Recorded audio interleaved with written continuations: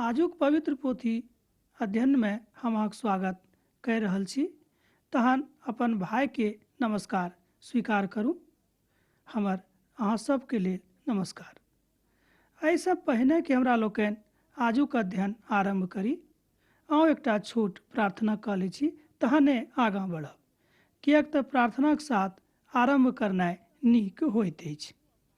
चलू तहन हमरा संगे अहूँ अपन मूड़ी के झुकाऊ आ पिता परमेश्वर से प्रार्थना करू।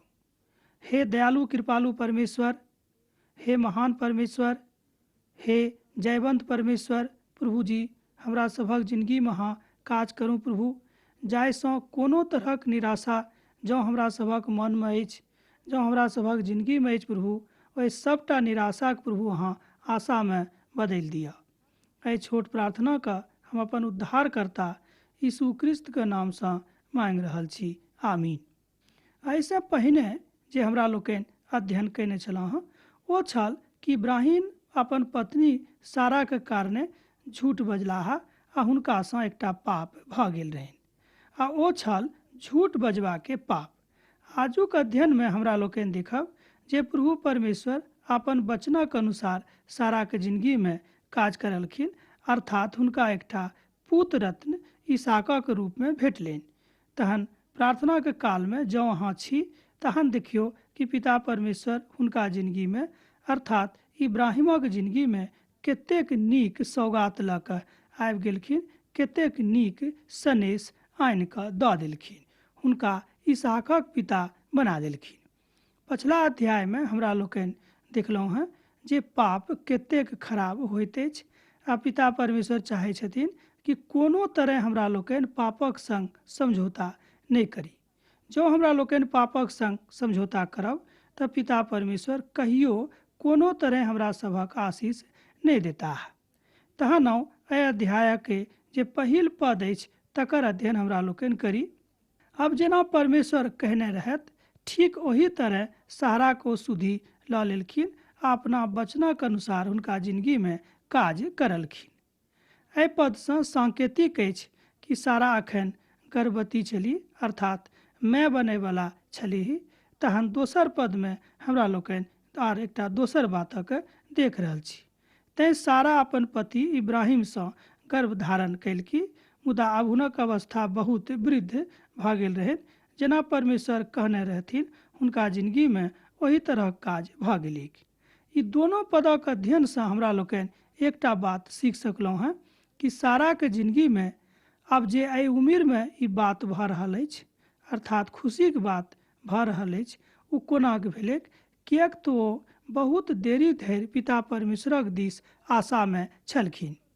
मुदा यह बुझियो कि 90 बरखक उम्र में ओ माय बनैत छथि, मुदा एतेक दिन धरि हुनका पिता परमेश्वरक दिस एना कहियो देखे में कतेक समय लागल होतेक। गाम समाजक लोग हुनका की कहने होते, तरह तरहक बात अहाँ कनि विचार करके देखियो। मुदा पिता परमेश्वर हुनका जे कहने छलखिन हुनका जिंदगी में पूरा भऽ गेलीक, अर्थात इसहाकक जन्म हुनका में भऽ रहल अछि। अर्थात पिता परमेश्वर इब्राहिम का आ सारा का माता पिता बने के संज्ञा देलखिन, बने के अवसर देलखिन, बने के सौभाग्य देलखिन। अब जो एहि तथ्यक ऊपर कनिक अहाँ धीरज से विचार करबै तऽ देखबै कि पिता परमेश्वर कतेक दिन धीरज रखलाक कारणे हुनका आशीष देलखिन। मुदा हमरा लोकनि जँ 1-2 दिन भूखल रहै छी तऽ कहै छी कि नहीं परमेश्वर तऽ संसार में नहीं छथिन, परमेश्वर कतऽ छथि। देखियो आजुक दिन हमरा घर में खाइयो के अनाज नहीं छल, मुदा हम भूखले छलहुँ हैं। एहि तरहक बात कनिके दुख भेलाक बाद हमरा सब गोटे पिता परमेश्वरक ऊपर अंगुरी उठेनाइ आरंभ कऽ दै छी। मुदा इब्राहिमक देखियो प्रेम, वो एतेक उम्र धरि अपन पिताक आशा में छलाह, अर्थात पिता परमेश्वरक आशा में छलाह, आ हुनका जिंदगी में इसहाकक आगमन एतेक उम्र भेलाक बाद भऽ रहल अछि। मुदा भेलैक जे अहाँ कहियो दोनों बात एहिठाम लागू भऽ रहल अछि। मुदा हुनक जन्मक कारणे इसहाक एना कहियो सेहो धन्य धन्य भऽ गेलाह, किएक तऽ ओ पिता परमेश्वरक दिससँ चुना कऽ एहि संसार में आयल छलखिन। एकटा पद पवित्र पोथी में बतायल गेल छै कि जे केओ पिताक दिस ताकैत अछि हुनका जिन्दगीमे कहियो हुनक मुँह कार नहि होइत अछि। जँ अहाँ भजनक पोथी पढ़ने छी वा नहि पढ़ने छी तऽ ध्यान दियौ, ओतऽ लिखल गेल छै कि जे केओ पिताक दिस देखैत अछि हुनक मुँह कहियो कार नहि होइत अछि, किएक तऽ पिताक दिस देखैवला मनुष्य छथि। मुदा पिता परमेश्वरक वचनमे एकठाम आरो लिखल गेल छै कि जे केओ धीरज दऽ कऽ पिताक दिस देखैत छथि हुनका जिन्दगीमे बहुत पैघ पैघ काज होइत रहैत छैक। मुदा जँ अहूँ पिताक दिस देख रहल छी तऽ अहूँक जिन्दगीमे बहुत पैघ पैघ काज सेहो भऽ जायत। तेसर पदसँ लऽ कऽ जँ 7हम पद धरि अहाँ अध्ययन करबै तऽ एहि बातक अहाँ खूब नीक जकाँ बुझि सकलहुँ हँ। तहन अहाँक लेल हम तेसरम पदक पढ़ि रहल छी। और इब्राहिम अपन पुतक नाम इसहाक राखलखिन, जिनहक जन्म सारासँ भेल रहनि। एहिठाम देखियौ हुनक पत्नी आ हुनक दोनोक नाम आयल छैक, किएक तऽ पिता परमेश्वर दोनोके आशीर्वाद देलखिन आ दोनोके आशीष भेटलनि, तहने ओ माय बाबू बनली। बहुत ठाम यहू तरहक बात बतायल गेल छैक। जँ अहाँ 21 अध्यायक 4 पदके पढ़बै तऽ ओतऽ एहि बातक स्पष्टीकरण भऽ जाइत अछि कि पिता परमेश्वर हुनका कतेक नीक पूत देलखिन आ ओ पूत बड्ड आज्ञाकारी पूत बनि गेलाह। आगाँ हमरा एहि लोगोके पढ़ि कऽ हमरा सब गोटे देख सकलहुँ। जहन इसहाकक जन्म भेलनि ताहि कालमे इब्राहिमके वयस कतेक रहै से तऽ अहाँ जानबे करै छी, हुनक वयस 100 बरखाके रहनि। तैँ सारा कहली जे हे परमेश्वर, हमरा अहाँ धन्य कऽ देलहुँ हँ, किएक तऽ हम माय बनैके अवसर पाबि गेलहुँ हँ। देखियौ एहिठाम सारा कतेक खुश छथि आ ओ परमेश्वरके धन्यवाद दऽ रहल छथिन। 21 अध्यायके 6 पदमे ई बात बतायल गेल छै। उत्पत्तिक पोथी तकर 21 अध्यायके 7 पदमे एहिठाम कनि देखियौ कि केओ बाजि सकैत रहै जे सारा एहि उमिरमे नेन्हाके दूध पियौती। एहि बातक कनि ध्यान दऽ कऽ सुनियौ। एहि पदके हम एक बेर आरो पढ़ि रहल छी, किएक तऽ एहि पदसँ अहूँ आशीष प्राप्त करि सकलहुँ हँ, हमहूँ आशीष प्राप्त करि रहल छी। कि केओ बाजि सकैत रहै जे सारा एहि उमिरमे नेन्हाके दूध पियौती। ई बात बड्ड अनर्थक रहै, मुदा परमेश्वरक लेल कोनो काज एहन नहि अछि जे नहि भऽ सकैत अछि। एकदम अचंभावला ई काज रहै, मुदा एहिके बादो पिता परमेश्वर हुनका जिन्दगीमे ई बात संभव कऽ देलखिन। महान बाचाक सिद्धांत यह थिक जे परमेश्वर अपन प्यार करैवलासँ कहियो अलग नहि रहैत छथि। एहि बातक अहाँ विश्वास करियौ। एक गोटे हमरा एहिठाम पाती लिख कऽ कहने छलखिन कि अहाँके कारणे हम पिता परमेश्वरके चिन्ह गेलहुँ हँ, मुदा जहन अब हम प्रार्थना करैत छी तऽ पिताक प्रेमके खूब नीक जकाँ अनुभव करैत छी। हम अहाँसँ कहब कि बहुत नीक बात अछि जँ अहाँ एहि तरहके अनुभव करि रहल छी, किएक तऽ प्रभुके अनुभव अहाँके जिन्दगीमे भेनाइ बड्ड आवश्यक अछि। हमरा सब गोटे संसारमे कनि कालक लेल आयल छी, तकरा बादमे ई संसार हमरा सब गोटेसँ छूटि जायत। हमरा सब ई संसार छोड़िके एहिठामसँ चलि जाय, मुदा एहि संसारमे किएक हमरा सब परमेश्वरसँ अलग भऽ कऽ जाउँ, जाहिसँ ओतहु हमरा सभक नीक जगह नहि भेटत। तैँ पिता परमेश्वर कहै छथिन 8 अध्यायमे इसहाक बड्ड नीक नेन्हा बनलैक आ खूब ओ नीक रहैक। एहि बातक अहाँ 21 अध्यायके 8 पदमे पढ़ि सकलहुँ। एहि तरह एहिठाम हमरा लोकनि इब्राहिमके पारिवारिक जिन्दगीके महानतम घटनाके देख रहल छी, जाहिमे इब्राहिम अपन लोकके ई दशा कहलखिन कि देखियौ हमरा पिता परमेश्वर कतेक महान कऽ देलखिन, हमरा जिन्दगीके ओ भरपूर कऽ देलखिन, परिपूरित कऽ देलखिन। किएक तब इब्राहिमक परिवार पूर्ण भऽ गेलै, किएक तऽ हुनक पत्नी आ हुनका धियापुता सेहो भऽ गेलनि। एहि तरह हुनक परिवारक पूर्णता भऽ गेलै। मान लियौ जँ अहाँ माय बाबू छी और अहाँके लग धियापुता नहि अछि, तकर मतलब इएह भेल अखन धरि अहाँके परिवार पूर्ण नहि भेल अछि। जहन अहाँके धियापुता भऽ गेल, मुदा धियापुताके बढ़नाइ सेहो आरम्भ भऽ गेल, तहन अहाँ बुझियौ अहाँके पारिवारिक जीवन अब पूर्ण भऽ रहल अछि, वा एना कहियौ कि पूर्ण भऽ गेल। तैँ अब इब्राहिमके जे पारिवारिक जिन्दगी रहनि से अब एहिठाम पूर्ण होइत अछि। ई एकटा मानवीय कमजोरी थिक जे हमरा लोकनि कनिक देरी भेलाक बाद पिता परमेश्वरक विश्वाससँ अलग भऽ जाइ छियै। आ कहै छै कि पिता परमेश्वर हमरासँ प्रेम नहि करैत छथि।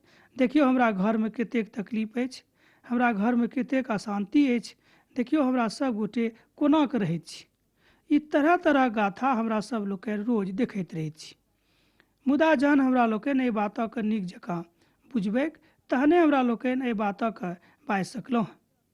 पिता परमेश्वरक प्रेम, हुनक करुणा आ हुनक दयालुता, हुनक आज्ञा, एहि सबटा बातक प्रयोजन हमरा सभक जिंदगीमे तहने पूर्ण होइत जहन हमरा लोकनि अपन पारिवारिक जिंदगीमे खूब नीक जकाँ प्रसन्न रहब आ पारिवारिक प्रार्थनामे नित दिन प्रभु परमेश्वरसँ आशीष मांगैत रहब। तहन पारिवारिक प्रार्थनाके सेहो एहिठाम वर्णन कयल गेल छै। आ ओ पिता परमेश्वरके इब्राहिम धन्यवाद दैत छथिन, कहै छथिन प्रभु अहाँ हमरा धन्य कऽ देलहुँ जे एहि उम्रमे प्रभु हमरा पिता बनैके अवसर देलहुँ, हमरा पत्नीके माय बनैके अवसर देलहुँ, अब हम प्रभु धन्य भऽ गेलहुँ। देखियौ इएह छलनि हुनक पारिवारिक प्रार्थना। मुदा जँ अहाँ किछु प्राप्त करै छी आ पिता परमेश्वरके धन्यवाद दैत छी, ऐसे प्रभु परमेश्वर बड्ड प्रसन्न रहैत छथि। मुदा एहिठाम हमरा लोकनि एकटा बात आरो देखै छियै 21 अध्यायके 9 पदमे, तहन साराक नजर मिस्री हाजिराक पुत के ऊपर पड़लनि जे इब्राहिमसँ उत्पन्न भेल रहनि।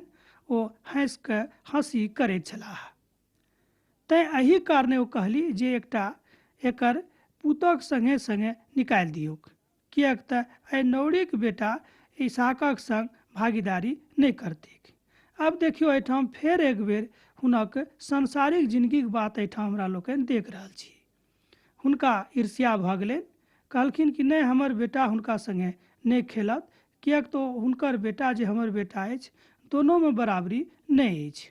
ओ तऽ नौरीके बेटा अछि, हमर बेटा तऽ अहाँके बेटा अछि। मुदा ओ जानैत रहली कि जे इस्माइलो छथि ओ इब्राहिमेके बेटा छथि। मुदा हुनका कनिक ईर्ष्या भऽ गेलनि। ई बातक पवित्र पोथीके एकटा विद्वान बड्ड नीक जकाँ कहैत छथि कि एहिठाम साराके एकटा संसारिक स्त्रीक जकाँ स्वभाव झलकैत अछि। भऽ सकैत अछि कि हमरा लोकनि माठेक बनल छी, बहुत दिन पापो कऽ सकैत छी वा गलतियो सेहो कऽ सकैत छी, मुदा कोशिश करूँ कि पाप नहि करूँ, गलती नहि करूँ, जानबूझ के एहन कोनो काज नहि करूँ जाहिसँ प्रभुके सर्वमान्यतासँ अहाँ अलग भऽ जाउ। किएक तऽ प्रभु परमेश्वर ई नहि चाहै छथि कि अहाँ हुनक सर्वमान्यतासँ अलग भऽ जाउ। आब जेना एहिठाम देखियौ हाजिराक जे बेटा रहै ओहो तऽ इब्राहिमेसँ छलाह, मुदा एहि तरहक ईर्ष्या साराके मोनमे नहि अयबाक चाही, मुदा आबि गेल रहै। किएक आबि गेल रहै तऽ बुझैत रहथिन कि ये सर्वमान्य गुणवला ई नहि छथि, हमर बेटा हुनका संगे नहि खेलता। मुदा इब्राहिमक की बात अपना पुतक कारणे बड्ड खराब लागलनि। यहू बातक ओतऽ लिखल गेल छै 21 अध्यायके 11 पदमे, किएक तऽ इब्राहिमक खूब नीक जकाँ मालूम रहे कि इस्माइलो तऽ हमरे पुत थिकाह, तहन हुनका बड्ड ई बात खराब लागलनि। तहन आगूक पदमे परमेश्वर इब्राहिमसँ कथा करै छथि और भविष्यमे हुनका कहै छथि कि अहाँ एहि तरह कथा हमरासँ नहि करब, किएक तऽ ई बात नीक नहि अछि। तैँ 12 पदमे लिखल गेल छै, तहन परमेश्वर इब्राहिमसँ कहलनि जे ई नेहना और ओ दासीके कारणे अहाँसँ जे जन्म भेल अछि ओ नेहना नहि अछि जाहि नेहनाक हम अहाँसँ कहने छलहुँ, अहाँसँ प्रतिज्ञा करने छलहुँ जे हम अहाँके दऽ देब। मुदा जे इसहाक अछि वह अहाँके ओ नेहना अछि जाहि नेहनाक हम अहाँसँ प्रतिज्ञा कयने छलहुँ हेँ। एहिठाम पिता परमेश्वर ई बात इब्राहिमसँ स्पष्ट करैत छथि कि जे बात हम कहने छलहुँ ओ ई अछि आ जे बात अहाँ कहै छी से नहि अछि। मुदा इब्राहिमक जिंदगीमे एहि तरहक व्यग्रताके भेनाइ बड्ड स्वाभाविक रहै, किएक तऽ हुनकेसँ हुनक जन्म भेल रहनि, अर्थात इस्माइलक जन्म भेल रहनि। मुदा दैहिक नाता तऽ हुनका रहनि। आब एहिठाम एकटा बात हमरा लोकनि आरो देख सकैत छी, इस्माइलोके पिता परमेश्वर आशीष देने रहथिन कि हम अहूँके संतानके आगाँ बढ़ा देब। एहिठाम हमरा लोकनि देखैत छी कि पिता परमेश्वर दयालु छथि, कृपालु छथि, करुणामयी छथि, दयासँ भरल छथि, दयाके सागर छथि, हुनक प्यार सब ठाम समग्र रूपें व्याप्त छनि। यहू बातक हमरा लोकनि एहिठाम देख सकैत छी। जतेक बड़ाई हमरा लोकनि एहिठाम करी बहुत कम अछि। किएक तऽ पिता परमेश्वर जँ हमरा पापक कारणे हमरा संगे एना कहियो व्यवहार करता है तऽ हमरा लोकनि हुनका सन्मुखमे ठाढ़ नहि भऽ सकैत छी। किएक तऽ कोनो ने कोनो तरह गलती हमरा सब गोटेक जिन्दगीसँ रोज रोज होइत रहैत अछि। मुदा एक बादो पिता परमेश्वर कहैत छथिन कि जँ अहाँ हमरा संगे रहब तऽ हम अपन प्रेमक कारणे अहाँक पापक धोइ कऽ उज्जर कऽ देब। देखियौ हुनक प्रेम एहिठाम झलकैत अछि। पिता परमेश्वरक आधार या थिक प्रभु यीशु मसीहक नामकरण एहि द्वारा भेले रहन। एना कहियो हुनक जन्म एहि संसारमे यही कारणे भेले रहन कि हमरा लोकनि पिता परमेश्वरक प्रेमसँ चलि सकी, आगाँ बढ़ि सकी, हुनकासँ एहि बातक बता सकी। मत्तीक रचल सुसमाचार आर यूहन्नाक रचल सुसमाचारमे एहि बता सकलहुँ हैं एहि बातक बतायल गेल छै। यशायाक पोथीमे सेहो लिखल गेल छै कि यीशु मसीहक जन्म यही कारणे एहि संसारमे हेतैक जाहिसँ संपूर्ण पापी अपन पापके धोइ कऽ पिता परमेश्वरक राज्यमे प्रवेश करै जोगर बनि जायत। तैँ हम अहाँसँ बता रहल छी कि जँ अहाँ बड़कासँ बड़का पाप कयने छी, बड़कासँ बड़का गलती कयने छी, एहिके बादो अहाँ पिता परमेश्वरक राज्यमे प्रवेश पाबि सकलहुँ हैं। मत्तीक रचल सुसमाचारमे सेहो ई बात बड्ड नीक जकाँ बतायल गेल छै। जन्मक आधार पिता परमेश्वर छथि। केओ अपना मनसँ जन्म नहि लऽ सकैत छथि। तैँ पिता परमेश्वरक ई आज्ञा एहिठाम पूर्ण होइत अछि कि संसारमे जे केओ अबैत छथि ओ पिताक आज्ञासँ आबैत छथि। तहन हुनक ई बात जरूर हमरा सभक जिन्दगीमे रहबाक चाही कि हमरा लोकनि सैद घड़ी पिता परमेश्वरक गुणानुवाद करैत रही। पिता परमेश्वरक अनुग्रह, हुनक प्रेममे बनल रहनाइ, ई दोनोटा बात बड्ड नीक अछि। एहि अध्यायक 12 पदमे परमेश्वर बड्ड स्पष्ट संकेत दऽ रहल छथि जे ओ कहियो एहि बातक नहि मानथिन जे ओ इस्माइलक अपन वचनक रूपे जे ओ कहने छलखिन ओ पूरा नहि करथिन। ओ पुत इस्माइले छलाह, एहिमे कनिको संदेह नहि अछि। मुदा ई बात सत्यक अछि कि हुनक जन्म हुनक नौरीसँ भेल रहनि, हुनक सेविकासँ भेल रहनि। मुदा ई बात सत्यक अछि कि इस्माइलो इब्राहिमे के पुत छलाह, एहिमे कनिको संदेह नहि अछि। ई प्रभुक कृपा अछि। प्रभुक कृपाक कारणे ई बात भऽ रहल अछि। तहन हुनक करुणा, हुनक दया, हुनक एना कहियो कि व्यापित संपूर्ण प्रेमक एकटा आधार आ सागरके हमरा लोकनि देख सकलहुँ। एकटा कहावत अछि, पवित्र पोथी एकटा विद्वान कहैत छथिन कि आब जे केओ प्रभुमे अछि बुझियौ जे हुनका जिन्दगीमे प्रभु ठाढ़ छथि। एक गोटे कहलखिन कि हमरा लोकनि कोनाक बुझब कि प्रभु हमरा सभक जिन्दगीमे ठाढ़ छथि।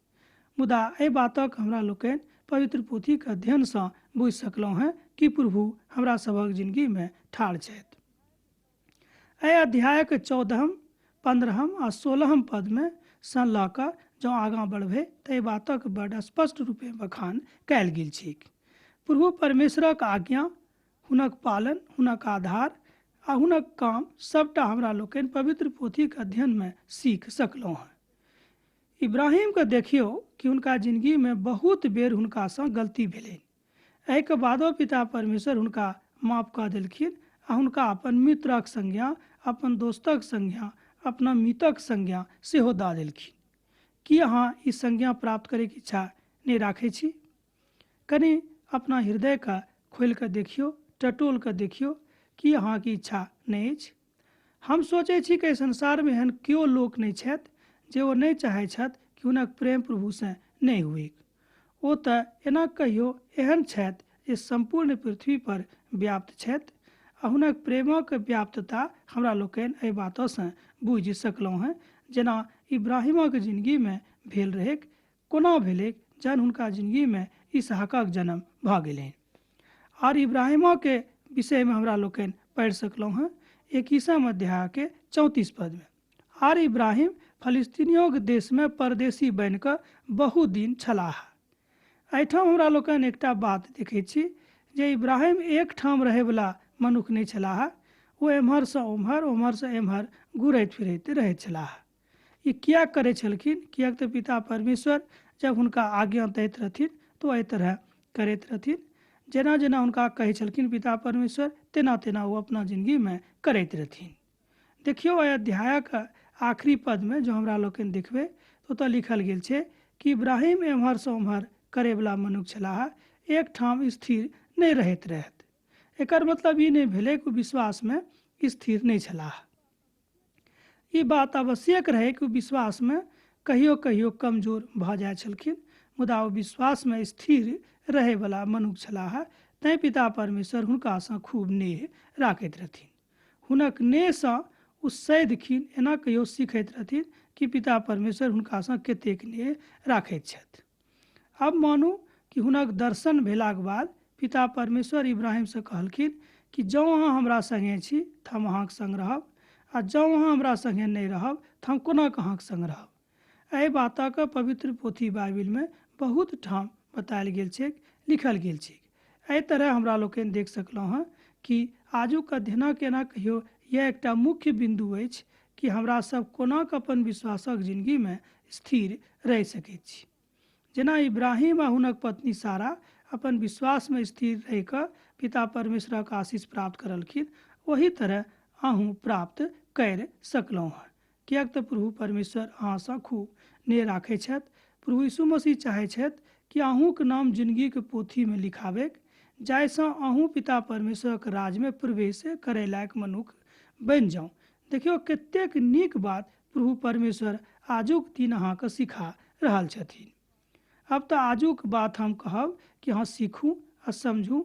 आजुक दिन विशेष रूपे प्रभु अहाँ से कहै छथि कि हे हमर धिया पुता, हमरा लग अहाँ चलि आउ, किएक तऽ हम अहाँ से खूब नेह राखैत छी। चलू कनिक हमरा लोकनि आर आगाँ बढ़ी।